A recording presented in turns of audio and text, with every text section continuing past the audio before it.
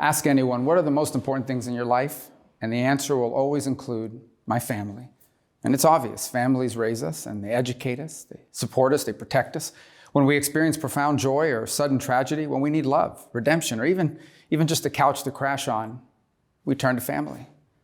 Families are the foundation of our lives and the very life of our nation. So what does our government value most?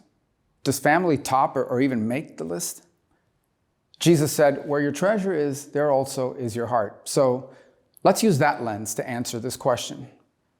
When our economy needs to overcome financial hardship, like during a recession or a pandemic, the federal government feels compelled to provide relief. It offers loans, it forgives debts, it even provides massive bailouts to failing industries.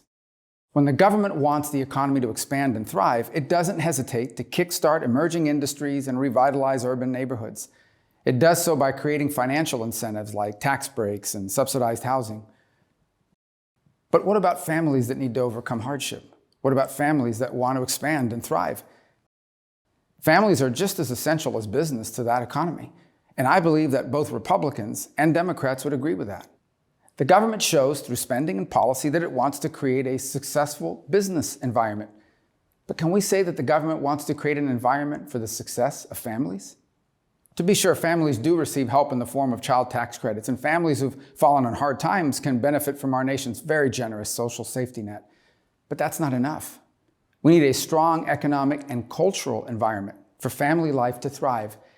And too many parents and their children are struggling today. Here are a couple of critical ways we can reconstruct government policy to build a pro-family culture.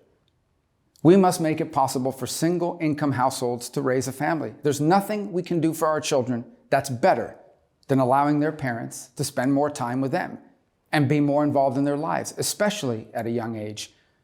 Let's demand the same sense of urgency to prevent the traditional family from going under that we display when big businesses are at risk of going under. In the past, family and children were often an afterthought. In 2017, we made real progress when Senator Mike Lee of Utah and I doubled the child tax credit, but that was a hard fight, and we still need to do more. A farmer who buys a tractor can write off the whole expense, but we rarely treat the cost of pregnancy, childbirth, adoption, or parenting the same. No one should be thrown into welfare or debt or bankruptcy because they got pregnant or they had a baby.